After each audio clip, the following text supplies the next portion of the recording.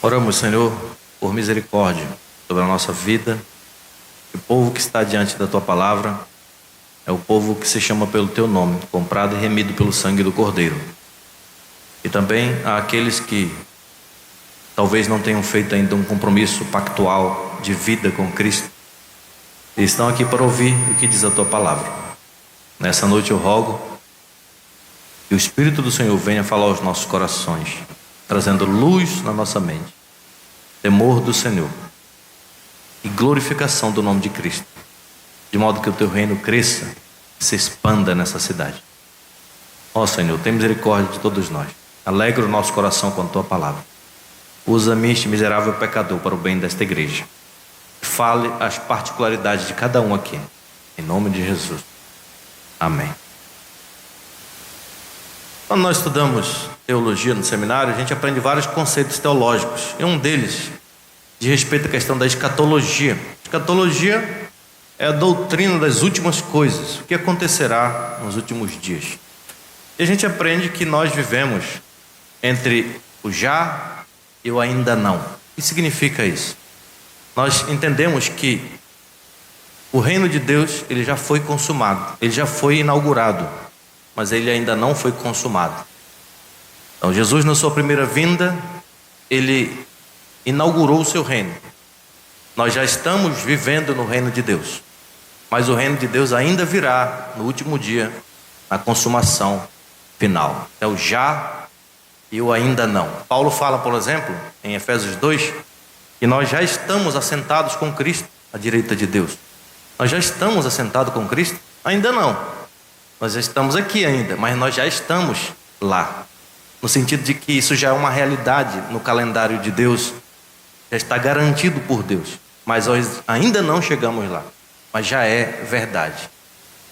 Então, o texto que nós vamos tratar hoje, ele vai tratar sobre isso. O reino de Deus, ele acontece em duas vindas. Uma já e uma ainda não. Tá? Jesus veio uma vez aqui em humilhação, em sofrimento, em cruz, mas ele ainda virá novamente em exaltação e glória real. Como a gente confessa no credo apostólico, né? Ele padeceu sob o poder de Pôncio Pilatos, mas ele há de vir para julgar os vivos e os mortos. Algum dia, no futuro, tá, o Filho do Homem virá com força repentina para consumar o seu reino. E todos nós precisamos estar preparados para esse dia. É sobre isso que eu quero tratar com vocês. Sobre a necessidade de nos prepararmos para a chegada do reino de Deus nessa terra. Vamos tratar sobre isso em 3 pontos nesse texto aí. Vamos falar primeiramente sobre a realidade do reino, verso 20 e 21. Verso 22 ao 25, como se dará a chegada do reino. E por fim, do verso 26 ao 37, nós veremos como nos prepararmos para a chegada do reino. Primeiramente, a realidade do reino, verso 20 e 21. Interrogado pelos fariseus sobre quando viria o reino de Deus, Jesus lhe respondeu: não vem o reino de Deus com visível aparência, nem dirão ei-lo aqui ou lá está, porque o reino de Deus está dentro de vós.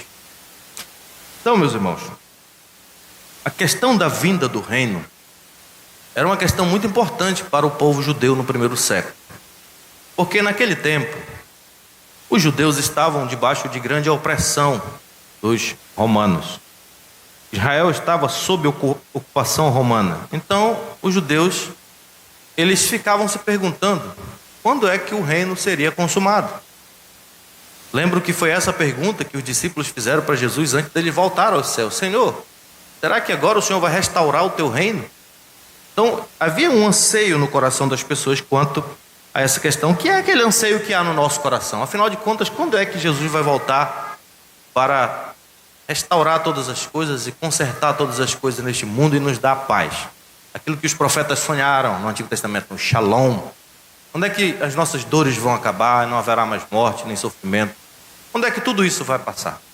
Essa era a questão, né, que pairava no coração dos judeus. quando Deus restaurará a sorte do seu povo. E algumas pessoas pensam que o reino de Deus será um novo governo judeu, né? Outros estão pensando, naquela época, que o reino vem em termos espirituais, tá? Mas todos, de alguma forma, estavam esperando que Deus viesse arrumar essa casa bagunçada. Quando o reino virá? Essa foi a pergunta dos fariseus. Verso 20, eu acho interessante. São os fariseus que estão perguntando para Jesus quando viria o reino de Deus, tá? E segundo Jesus, na sua resposta, o reino de Deus não vem da maneira como as pessoas esperam. O reino de Deus não vem segundo as nossas expectativas. Porque os fariseus, eles pensavam que o reino viria com sinais específicos, com grande pompa, como acontece geralmente nos reinos deste mundo, né? Muitas pessoas esperam as mesmas coisas hoje. Então, as pessoas veem um mundo em caos, em guerra, em desespero. Então, queira ou não, nós alimentamos essa ideia de que uma hora vai aparecer um sinal grandioso e o reino de Deus vai acontecer, né? Ou então, outras pessoas pensam que o reino de Deus será consertado ou virá através de um governo, de um presidente justo na nossa nação. Nós vamos finalmente botar um Messias na presidência, né? E aí não acontece. Outros falam que o reino de Deus virá quando as profecias de Ellen White, a fundadora do Adventismo, se consumar, né? Outros afirmam que tem alguns conhecimentos secretos específicos sobre o fim do mundo. É isso que os fariseus também estavam procurando, meus irmãos. Evidências externas sobre a chegada do reino de Deus, mas não foi isso que Jesus prometeu aqui nessa passagem. Jesus disse que o reino de Deus não vem com nenhum sinal do tipo que as pessoas estavam esperando. Não vem o reino de Deus com visível aparência, diz esse verso 20. Nem dirão, ei-lo aqui ou lá está. Aí ele explica, porque o reino de Deus está dentro de vós. O que significa essa frase? O reino de Deus está dentro de vós. Algumas pessoas pensam que Jesus está falando aqui, o reino de Deus está dentro de vós, significa que o reino de Deus é algo somente espiritual, que está no nosso interior, no nosso coração. É claro que isso é verdade também. O primeiro lugar onde Deus precisa governar é no reino do coração, no nosso coração. Mas nós lemos na Bíblia que o reino de Deus, ele não acontece somente dentro de nós, tá? Não é só uma realidade interior. Ele também é uma manifestação pública poderosa no mundo. As parábolas que Jesus contou, são parábolas que nos mostram o reino crescendo, avançando, com coisas interessantes, mudando inclusive a estrutura da sociedade.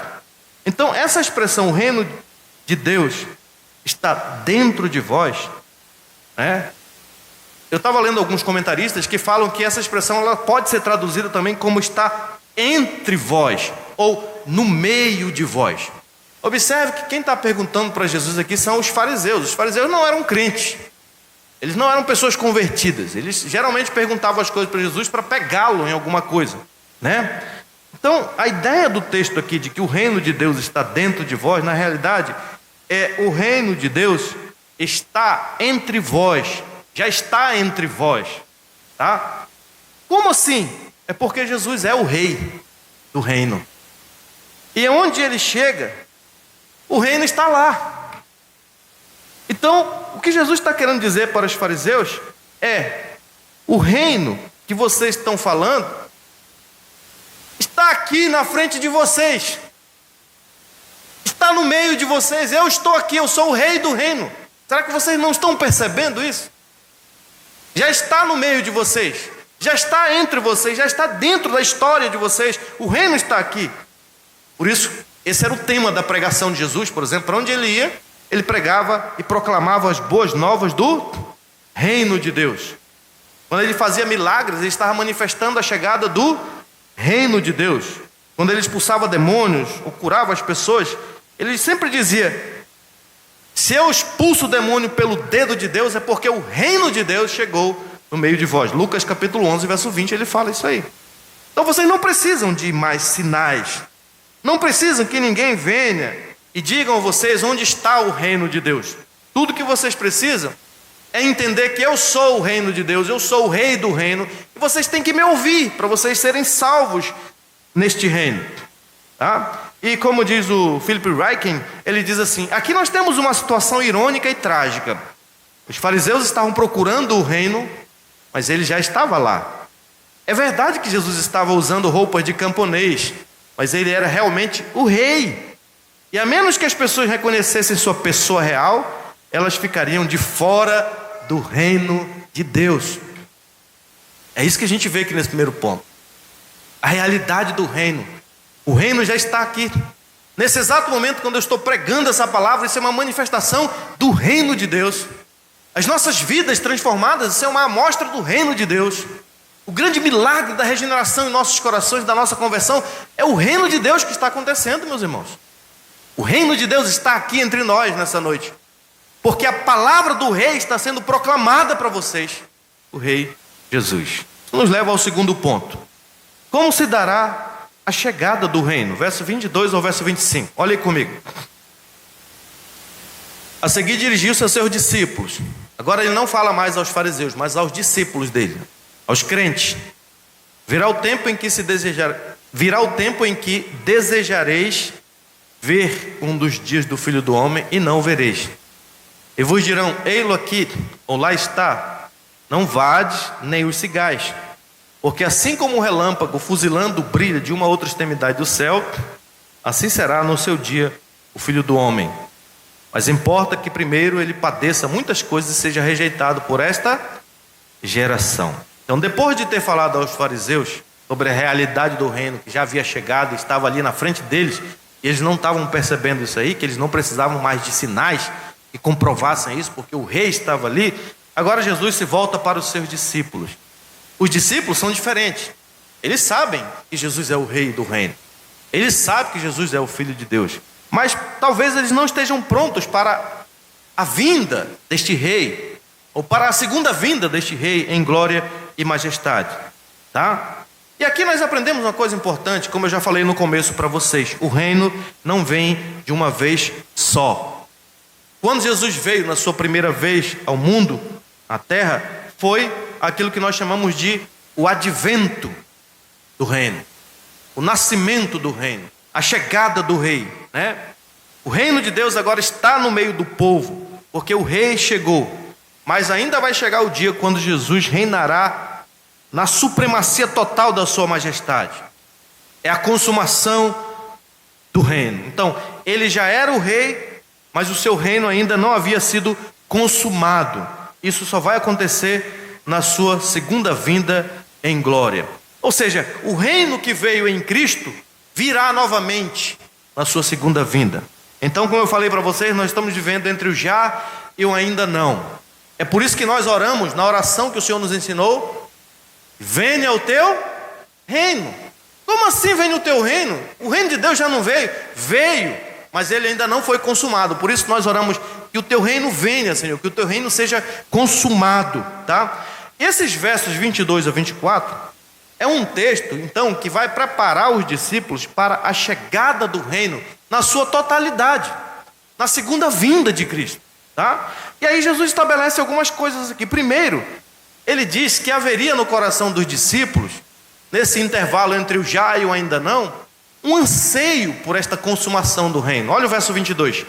Jesus diz aos seus discípulos: virá o tempo em que desejareis ver um dos dias do Filho do Homem e não o vereis. Talvez você leia esse versículo, você pense que Jesus está falando assim: olha, vai chegar um dia quando vocês vão se lembrar do momento que eu estive com vocês e vocês vão desejar ter novamente esse momento que eu tive com vocês. Mas não é isso que Jesus está falando aqui. O que ele está falando aqui é sobre o futuro. Se você olhar todo o contexto no verso 26, ele está falando que a segunda vinda será como nos dias de Noé, né? Os dias do Filho do Homem será como nos dias de Noé. Então, no verso 30 ele fala: assim será o dia, no dia em que o Filho do Homem se manifestar. Ele está falando aqui da sua segunda vinda em glória. O que ele está querendo dizer então aqui é que vai chegar o tempo, em meio a esse já e o ainda não, nesse intervalo até a consumação do reino, em que todos nós, em meio aos nossos sofrimentos, iremos ficar ansiosos e desejosos de que esse dia chegue logo. Jesus está falando, olha, vocês vão ficar aí querendo ver os dias do Filho do Homem chegarem logo, e Ele consuma logo o seu reino. É ou não é assim com a nossa vida? Quantas vezes você já disse, ó Senhor, vem logo, volta logo, eu não dou conta mais de viver. É isso que Jesus está profetizando aqui. Vai chegar o dia que vocês vão ficar dizendo, Senhor, quando é que nós vamos ver a Tua vinda, Senhor? Quando é que esse tempo vai chegar, Senhor? Nós estamos ansiosos para que isso aconteça.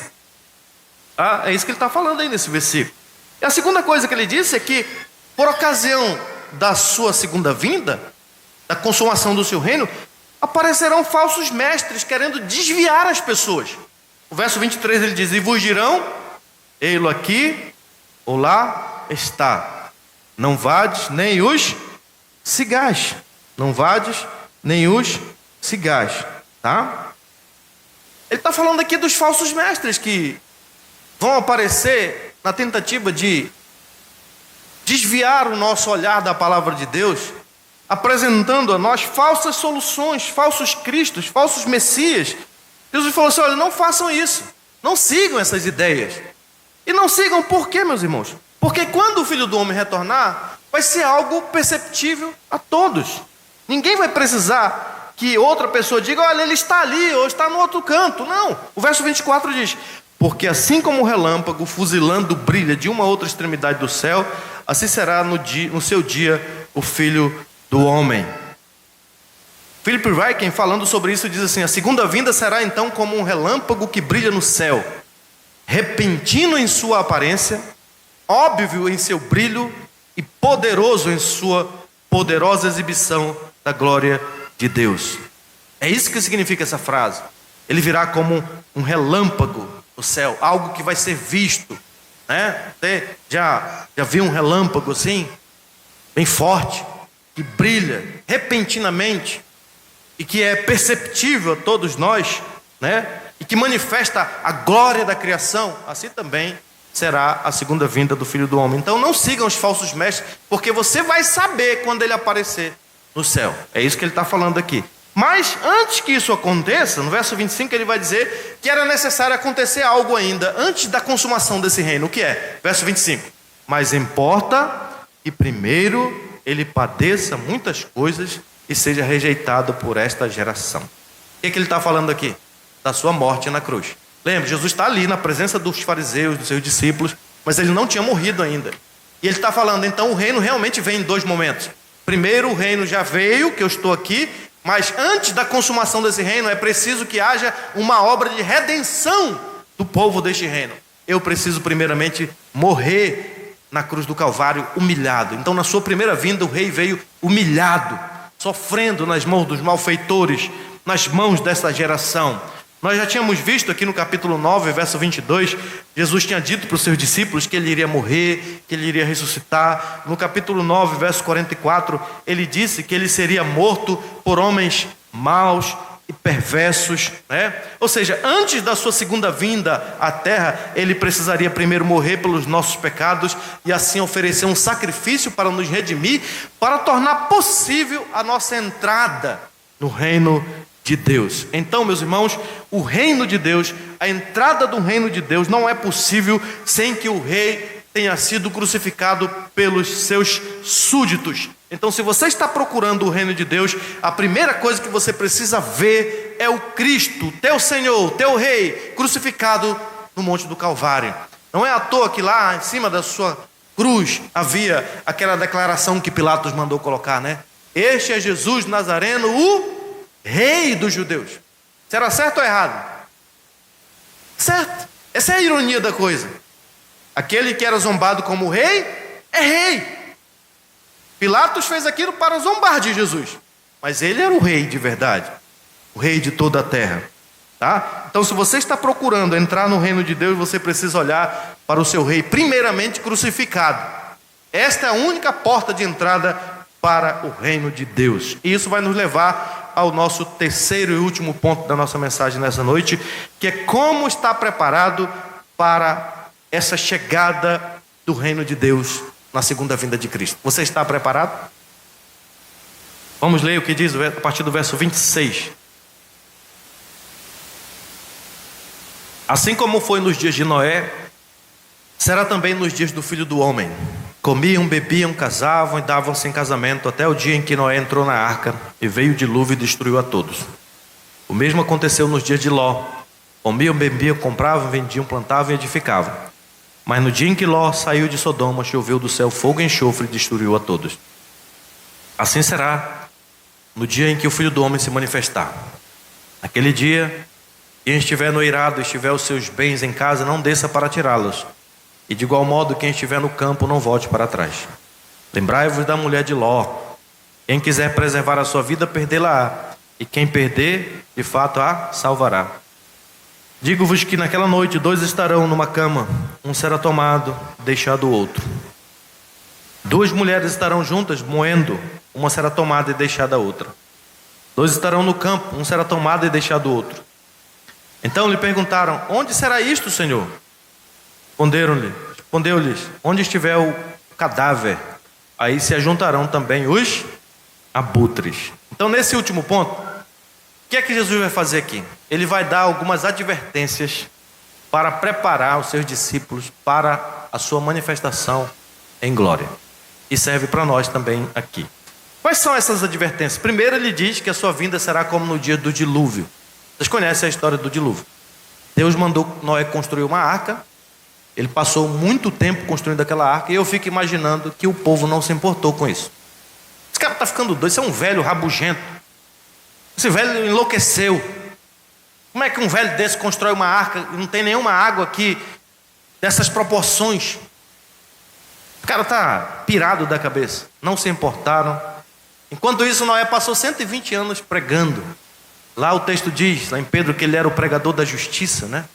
Pregou, conclamou o povo ao arrependimento, e o povo não se importou. Pelo contrário, o texto diz aqui que eles continuaram fazendo seus negócios de sempre, comendo, bebendo, casando, né? Fazendo todas as coisas que as pessoas fazem, mas eles nunca se arrependeram dos seus pecados e nunca confiaram em Deus para a sua salvação.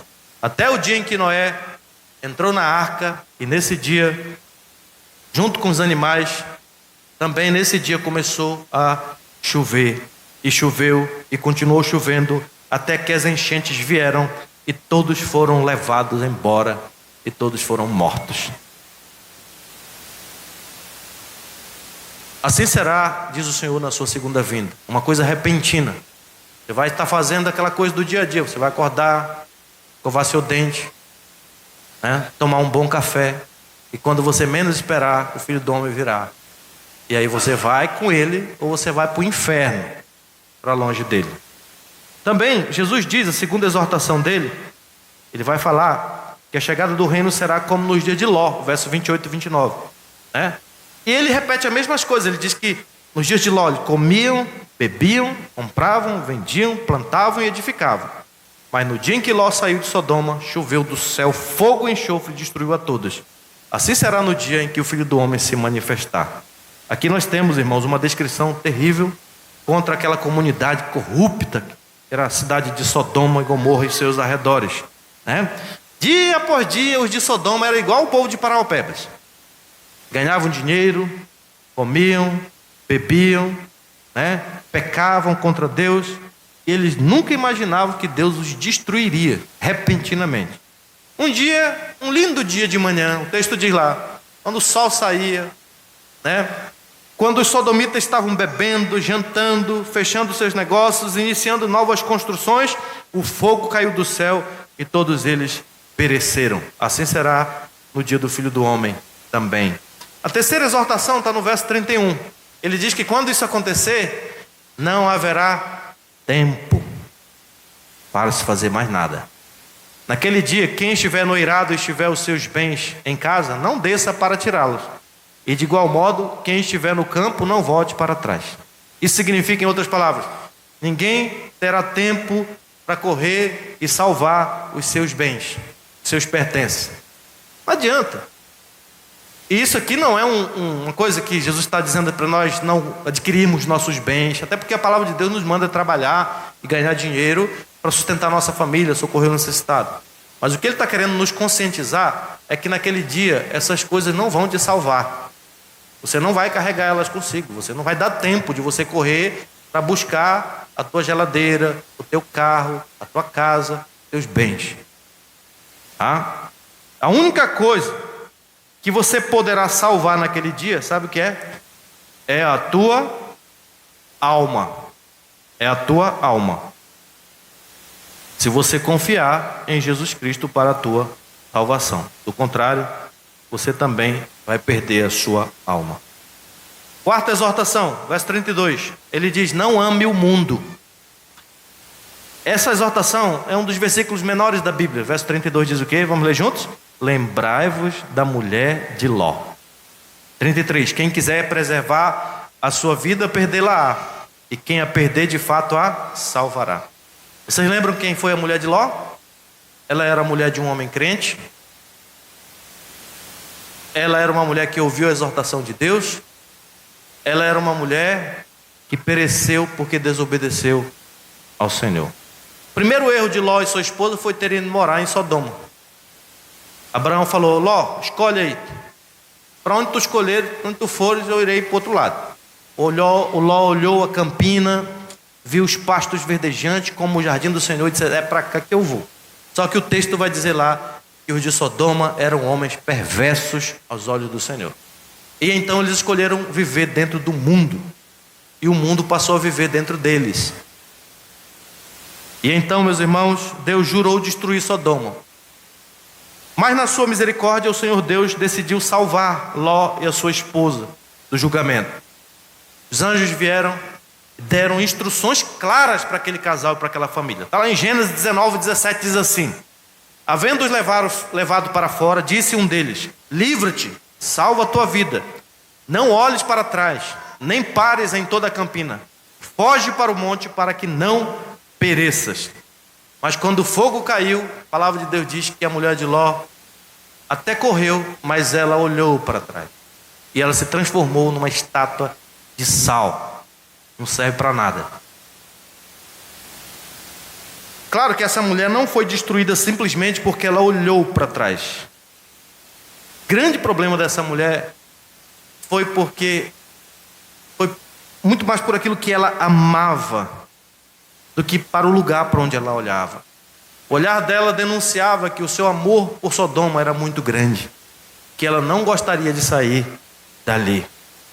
Novamente citando aqui o Philip Ryken, comentando essa passagem, diz assim: quando a esposa de Ló olhou para trás, para os destroços em chama de Sodoma, ela estava olhando para trás com saudade, para tudo que o mundo tinha a oferecer. Segurança da sua família, prazeres do pecado, a aprovação de vizinhos que sabiam como ter o que chamavam de um bom momento. Essa era a sua atração fatal.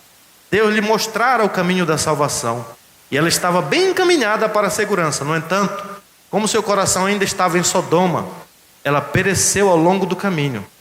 Jesus nos diz para lembrarmos da mulher de Ló. Quinta exortação, verso 33. Ele diz: quem quiser preservar a sua vida, perdê-la-á, e quem a perder, de fato, a salvará. Foi o caso da mulher de Ló. Ela olhou para trás porque ela estava com pena de perder todos os prazeres deste mundo que ela tinha conquistado. Então ela tentou salvar a sua vida, digamos assim, e ela acabou perdendo a sua vida. Mas se por amor a Cristo e o seu reino você vier a sofrer neste mundo de repente e perder todos os prazeres transitórios do pecado, como Moisés fez, você está de fato salvando a sua vida. Sexta exortação, penúltima exortação.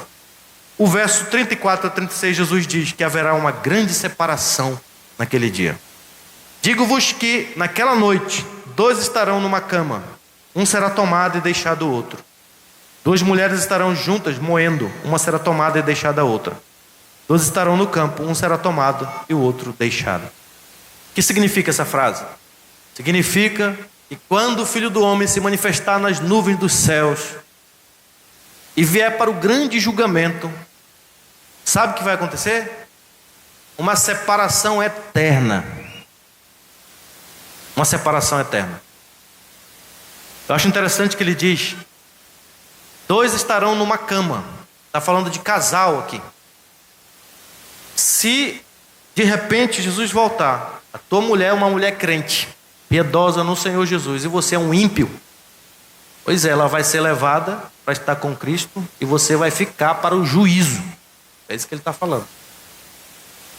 2 mulheres estarão juntas moendo. Traduzindo seria: essas 2 mulheres estão trabalhando no mesmo escritório hoje. Trabalham juntas. Só uma creu em Jesus, a outra não. Pois é, essa que creu vai com Cristo para a eternidade. A outra vai ficar para o juízo de Deus. 2 estarão no campo, um será tomado e deixado o outro. Quando o Filho do Homem retornar, meus irmãos, ele fará uma separação eterna no meio da humanidade. Alguns serão salvos e outros estarão perdidos para sempre. Uma pessoa será levada para a glória, a outra será deixada para trás para o juízo final. Você vai com Cristo ou você vai ficar? Eu tenho um irmão que uma vez ele me contou que teve um sonho que Jesus estava voltando. Você já sonhou assim? Ele sonhou com a segunda vinda de Cristo. Esse meu irmão, ele ficou atormentado durante muitos dias, porque ele não foi. Ele ficou, ele falou assim: meu irmão, tu não tem noção do que é ficar. Eu fiquei. Falei: pois é, te ajeita aí, bota tua fé em Jesus Cristo, porque senão, meu filho, cara, um sonho, né? Um sonho, eu não creio que sonho é uma revelação, mas até nisso você pode tirar lições, né? Já imaginou quando o Senhor Jesus voltar e levar teu pai, tua mãe, teu filho e você ficar separado para sempre desse povo? E por último, a última exortação, verso 37. Vamos ler juntos para terminar? Então lhe perguntaram: onde será isso, Senhor? Respondeu-lhe: onde estiver o corpo, aí se ajuntarão também os abutres. Uma outra tradução diz assim: onde estiver o cadáver, aí se juntarão também os abutres. Por que Jesus falou isso aqui? Uma coisa assim meio estranha, né? Misteriosa. Os discípulos estão meio perturbados aqui. Eles estão atemorizados com essa ideia de serem levados a julgamento ou não. Então, eles querem encontrar uma maneira de escapar. Veja que a pergunta deles, então, é essa no verso 37. Então lhe perguntaram: onde será isso, Senhor? Eles não perguntaram quando será isso, né? Porque Jesus já tinha dito que eles não deveriam fazer esse tipo de pergunta. Mas onde será isso, para que eu passe bem longe de lá? Eu não quero estar lá, não. Tá? E aí Jesus respondeu dizendo: onde estiver o cadáver, aí se ajuntarão os abutres. Os teólogos falam que isso é um ditado popular, um adágio popular, um provérbio, né? O que significa isso? Vocês sabem que os abutres são aqueles animais que se alimentam de quê? De cadáveres, de mortos. E aí, meus irmãos, quando esses abutres se reúnem em torno de um cadáver, de um boi morto, por exemplo, o que você pode fazer por um boi daquele? Nada. O cadáver vai ser devorado. Os abutres devoram tudo. Queridos irmãos, isso aqui é uma imagem sombria que nos dá um aviso solene. Um aviso solene. Esses mortos que Jesus está falando aqui são as pessoas que não creem em Jesus Cristo, que não depositam sua fé em Jesus. Elas estão espiritualmente mortas. E Jesus está falando que onde estiverem os espiritualmente mortos, ali haverá o julgamento de Deus que os consumirá. Tá? O juízo final virá e devorará esses cadáveres, esses mortos espirituais, onde quer que eles estejam. A pergunta é: você está morto nos seus pecados ou você já encontrou vida em Jesus Cristo? Porque se você estiver morto, pode ter certeza que os abutres vão te encontrar naquele dia. A ira de Deus vai atrás de você, aonde você estiver. Onde estiver o cadáver, os abutres se juntarão para devorá-lo. É uma imagem horrível do juízo de Deus sobre os mortos espirituais. Eu quero terminar essa pregação nessa noite fazendo algumas aplicações práticas. O que nós podemos aprender aqui, meus irmãos, com essa passagem, para a gente concluir a nossa mensagem nessa noite? Em primeiro lugar, que a maior evidência de que o reino de Deus já chegou é que o rei Jesus já veio na sua primeira vinda. Ele já inaugurou o seu reino. Ele já inaugurou o seu reino. O rei chegou, e quando o rei chega, o reino chega junto com ele. Ele falou para os fariseus: se eu expulso o demônio pelo dedo de Deus, é porque o reino de Deus está no meio de vós, está entre vós, já chegou entre vós. O reino de Deus está aqui nessa noite. Quero lhe dizer isso. O reino de Deus está aqui nessa noite. A palavra de Deus está sendo pregada e o reino de Deus está sendo proclamado. Quando os sacramentos estão sendo ministrados, o reino de Deus está sendo proclamado, a morte do nosso Senhor. Que Ele morreu para derramar o seu sangue para nos redimir dos nossos pecados e nos reconciliar com Deus.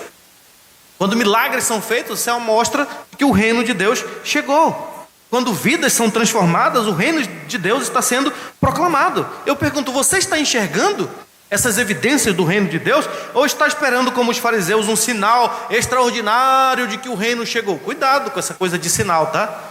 Porque Jesus falou que muitos vão dizer: olha, está lá na Palmares o reino. Ou tem um rei fazendo milagres lá não sei aonde. Jesus falou assim: não, o reino está onde eu estiver. Por isso, nessa noite, o reino está aqui, porque a palavra de Jesus está sendo proclamada. É João Calvino que falava, né, que o púlpito é o trono de onde o grande rei governa seu povo, a sua igreja. Então, à medida que a palavra de Deus é pregada, está havendo a manifestação desse reino de Deus. Você tem que ver isso, enxergar isso e crer nisso também. Segundo lugar, embora o reino de Deus já tenha sido inaugurado, Ele ainda voltará para consumar o seu reino. Eu sei que por aqui nós vamos passar momentos difíceis, de angústia, de aflições, problemas familiares, problemas com nossos filhos, doenças, coisas que nos machucam, depressão, opressão, síndrome do pânico. Nós vamos passar por aqui, meus irmãos, por coisas que vão nos deixar tristes, que vão nos deixar desanimados, coisas que nos farão almejar pelos dias do Filho do Homem, coisas que vão nos fazer clamar e dizer: Senhor, que venha o teu reino. Meus irmãos, quantas vezes eu já orei assim? Ó Senhor, que venha o teu reino, consuma o teu reino, Senhor, nos tira deste mundo caído, Senhor, porque nós estamos num mundo de pecado, de trevas, de doenças, de quedas, de coisas que desagradam ao nosso Deus. Falsos mestres surgem para nos enganar, mas nós não podemos esquecer, meus irmãos, que um dia o nosso rei vai voltar para consertar todas as coisas. Ele vai expulsar daqui todo o mal, já não haverá mais morte, nem dor, nem pranto, nem cemitério, nem médico, viu, presbítero Dente? Porque não haverá mais doenças. Ele é o médico dos médicos, vai curar todas as nossas enfermidades, todas as nossas doenças. Ele voltará e consumará todas as coisas, como um relâmpago que risca os céus, brilhando de uma extremidade à outra do céu. E se você quiser entrar nesse reino, Jesus fala: você precisa primeiro olhar para a cruz, para o Calvário. Teu rei é um rei diferente dos outros reis. Antes dele colocar uma coroa de ouro na cabeça, ele colocou uma coroa de espinhos, para que ele pudesse derramar o seu sangue pelos seus súditos. Isso nenhum rei jamais fez nesse mundo. Só o nosso rei, que é cheio de amor, de misericórdia, de compaixão e de graça, ele se entregou na cruz do Calvário. Ele foi um rei que se fez um servo para nos servir, para nos abençoar e para nos levar para o seu reino. Por isso Paulo diz que ele nos libertou do império das trevas e nos transportou para o reino do Filho do seu amor. Então, antes de consumar o seu reino, o nosso rei precisou primeiro morrer por nós. Então, como diz o Philip Ryken, o reino só vem ao custo de seu sangue. E só podemos entrar no reino de Deus confiando que Jesus morreu na cruz por nossos pecados. O reino virá a nós quando crermos em Jesus Cristo para a nossa salvação. Você crê em Jesus Cristo para a sua salvação? Você crê que Ele é o teu Salvador? Benjamin, você crê que Jesus é o teu Salvador? Tem que crer, senão você vai perecer. Todos vocês, crianças, vocês precisam crer que Jesus morreu por vocês na cruz do Calvário. Vocês creem, crianças? Não ouvi. Crianças, vocês creem que Jesus morreu por vocês? Tudo bem, criança. Tudo bem, Ele é o rei de vocês que morreu por vocês. Terceira aplicação que nós aprendemos aqui. Você está pronto para a chegada do reino de Deus? Na sua glória, na sua consumação? Conforme esta palavra diz, o fim está próximo, meus irmãos. Olha, Jesus já falava isso, os apóstolos já diziam isso, né? E o fim está próximo, o fim está próximo. Quanto mais nós, irmãos. Então não vamos cometer o mesmo erro do povo dos dias de Noé. Nós temos que ouvir os avisos do Filho do Homem e nos preparar para o seu grande dia, confiando nele para a nossa salvação. Esta é a única maneira de estarmos seguros quando o reino de Deus vier. A palavra de Jesus a nós nessa noite é: lembrai-vos da mulher de Ló. Olha o que aconteceu com aquela mulher. Ela tinha um marido crente, deixou Sodoma com ele no dia da destruição, mas olhou para trás em direção da cidade em desobediência expressa à ordem de Deus. Por isso ela morreu imediatamente, transformando-se numa estátua de sal. E agora Jesus está utilizando o exemplo dessa mulher para que nós não façamos a mesma coisa. Eu acho interessante que Jesus não nos manda olhar aqui para Abraão. Ele não nos manda olhar aqui para Isaac, para Jacó, para Sara, para Ana, para Ruth. Ele escolhe uma mulher cuja alma estava perdida para nos dar um exemplo solene. Lembrai-vos da mulher de Ló. Não cometa o mesmo erro. E o tema que ele está falando, como eu já falei para vocês, é a sua segunda vinda. O estado terrível de despreparo no qual muitos serão achados. E observe que quem está falando aqui, meus irmãos, é o nosso Senhor Jesus Cristo. Ele é amoroso, Ele é misericordioso, Ele não esmagará a cana quebrada, não quebrará e não apagará a torcida que fumega. Ele lamentou a incredulidade do povo de Jerusalém, Ele chorou pelo de Jerusalém, Ele orou pelos seus discípulos, Ele se entregou até a morte para ser humilhado, mas Ele também é o rei de toda a terra, Ele é o rei do reino. Então nós não devemos pensar que no dia da sua segunda vinda Ele virá em humilhação, Ele virá em glória. Naquele dia não haverá mais misericórdia, só haverá juízo. A porta e a hora da misericórdia é agora. E Jesus está falando isso aqui, é interessante, para os seus discípulos. Ele não está falando isso aqui para os fariseus. Lembrai-vos da mulher de Ló. Ele está falando aqui para os seus discípulos, meus irmãos. Os discípulos eram pessoas crentes. Ele está falando para Pedro, Tiago, João e muitos outros homens que o amaram. Mas ele entende que essa advertência é importante para mim e para você também, porque nós corremos o risco de olhar para trás, de amar o mundo. E talvez você seja um jovem, uma moça, um homem, uma mulher que está seguindo a Cristo, mas você está com o seu coração ainda lá no mundo. Você está saudoso do mundo. Você quer voltar para o mundo. E nós estamos pregando e dizendo: olha, Deus está avisando. Uma hora dessa Ele vai aparecer nas nuvens. E aí você está olhando para trás, amando este mundo e ganhando a sua vida neste mundo. Jesus falou: se você fizer isso, você vai perecer. Interessante que Ele não diz assim: olha, cuidado, não seja como a mulher de Ló. Mas Ele diz: lembrai-vos da mulher de Ló. Como diz o bispo Ryle, ele fala como se nós corrêssemos o perigo de esquecer desse assunto. Ele incita as nossas memórias preguiçosas. Ele nos ordena manter o caso em nossas mentes. Ele clama: lembrai-vos, não esqueçam disso. Eu sei que nós estamos apegados a muitas coisas, mas nós não podemos esquecer desse princípio fundamental, porque em breve tudo isso aqui vai passar, meus irmãos.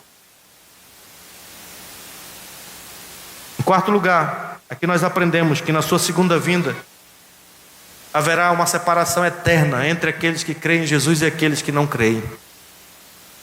Deus cortará bem no meio a raça humana e fará uma divisão final entre os redimidos e os condenados. Como diz um comentarista, esta será um grande divórcio. Dividirá até mesmo os relacionamentos mais próximos, o marido e a esposa, que compartilharam o mesmo leito, trabalhadores que trabalharam lado a lado no mesmo escritório, pessoas que compartilharam quase exatamente a mesma situação na vida, se encontrarão em lados opostos da eternidade. Que lado você estará? Para onde você irá? Quando você olhar e enxergar os seus amigos, seus vizinhos, seus pais, ou quando você enxergar seu filho, sua filha, sendo chamado por Jesus: vinde, bendito de meu Pai, entrai para a posse do reino que vos está preparado desde a fundação do mundo. E ele tem que dizer a você, e você escutar: apartai-vos de mim, maldito, para o fogo eterno preparado para uma sociedade maldita, para o diabo e seus anjos. E você tem que se separar eternamente daqueles que você ama. É isso que vai acontecer aqui, meus irmãos. Esses dois grupos são formados por aqueles que serão tomados e levados para com Cristo, e aqueles que serão deixados para o juízo final. Uma divisão eterna. Como mais uma vez citando o Ryken, para a gente encerrar: uma esposa rolará no meio da noite para descobrir que seu marido se foi para sempre. Um parceiro de negócio acabará no céu, enquanto o outro irá para o inferno. O fim do mundo pode vir a qualquer momento. Quão repentina e inesperadamente Jesus voltará, e quão desastrosa será a sua vinda para qualquer um que não esteja preparado. Se confiarmos em Jesus Cristo e acreditarmos que Ele morreu na cruz por nossos pecados, não há necessidade de ter medo. Mas se não confiarmos em Jesus, então nós não estamos prontos para o dia do Filho do Homem. Uma vez que entendemos isso, nunca mais devemos viver da mesma maneira. Primeiro, nós temos que ter certeza de que nossa alma está segura, pedindo a Jesus para ser o nosso Salvador e o nosso Deus. Seja sábio. Não seja como o povo do dia de Noé. Faça como Noé, que encontrou segurança dentro da arca. Confie em Jesus. Ele é a arca da tua salvação. Também comece a orar pelas pessoas que você conhece, pelos teus pais, pelos teus amigos, pelos teus vizinhos, pelos teus colegas de trabalho. Não deixe que essas pessoas se percam sem que você tenha convidado, amado, chamado e carregado no colo para dentro do reino de Deus. Considere o que acontecerá no dia do julgamento com o seu marido, com a sua esposa, com as pessoas que trabalham junto com você, com a criança que se senta ao seu lado na sala de aula, ou com o seu vizinho que mora na sua rua. Eles estarão perdidos quando chegar a hora, ou encontrarão segurança em Jesus Cristo. E a última coisa que eu queria falar para vocês aqui, meus irmãos, é uma pergunta: você está vivo ou você já está morto? Ou melhor, você ainda está morto em seus pecados ou já encontrou vida em Cristo Jesus? Jesus falou: eu vim para que vocês tenham vida e a tenham em abundância. Se você está morto, lembre-se desse verso 37. Onde estiver o cadáver, aí se ajuntarão também os abutres. Se você for um morto espiritual, que não depositou sua fé e sua esperança somente em Jesus para a tua salvação, os abutres vão te encontrar. O juízo de Deus virá aonde você estiver, como um cadáver ambulante. O juízo de Deus vai te buscar. Então, para que isso não aconteça, você tem que crer em Cristo Jesus, que já morreu por você para te dar a vida eterna. Que Deus amou o mundo de tal maneira que deu o seu Filho unigênito, para que todo aquele que nele crê não pereça, mas tenha a vida eterna. Um pregador foi pregar para um homem que estava morrendo no hospital. Ele queria ter uma última chance de apresentar o evangelho para essa pessoa. E aí ele chegou lá e falou do amor de Deus, falou de Cristo. E mesmo assim o homem não ficou preocupado com o seu destino eterno. Então esse pregador, ele preocupado com aquele homem, ele perguntou se ele poderia dormir aquela noite ali, ou passar aquela noite ali. Aí o homem perguntou, o doente perguntou: mas por que o senhor quer passar a noite aqui? Ele disse: porque eu quero ver um ímpio morrer. Eu quero ver como é que é um descrente, um ímpio morrer. Eu nunca vi um homem morrer sem Cristo, e nessa noite eu vou ver. De repente essa fala dele despertou a consciência daquele homem, e ele caiu em si, e percebeu que ele estava despreparado para a morte, para a eternidade, porque ele não estava em Cristo. E ali mesmo, ele entregou sua vida a Jesus. E a história diz que ele orou para receber Cristo como seu Salvador. E quem for sábio fará a mesma coisa nessa noite, reconhecerá Cristo como seu Senhor e Rei. Não espere até estar no seu leito de morte para fazer isso. Faça isso agora mesmo, para que você esteja pronto para o reino que há de vir. Queridos irmãos, nós ainda estamos entre o já e o ainda não, mas pode ter certeza que o reino virá em breve. E se você estiver unido a Cristo pela fé, você estará com Ele para sempre, onde não haverá mais as agruras deste mundo e o sofrimento acabará. Paz de Deus reinará em nossos corações e a felicidade eterna será a nossa realidade. Que Deus nos ajude, nos abençoe e nos fortaleça em nome de Jesus. Amém.